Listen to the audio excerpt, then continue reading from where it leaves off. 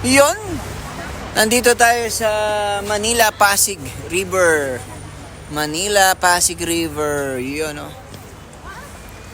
Yun. Manila Pasig River. Woo!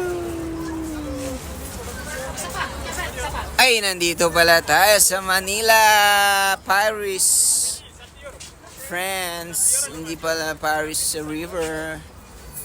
Kala ko nasa Pasig tayo. Nasa Paris pala. Ay, yun. Grabe naman yan. Alright. Grabe yan.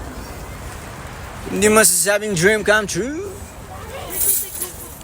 Dahil napakasimpleng bakal lang naman ang kanilang itinatag.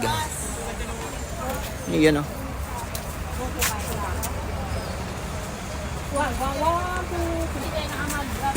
Pwede naman paggawa ng ganito sa Pinas eh. Di ba? Pangalanan mo ng Eiffel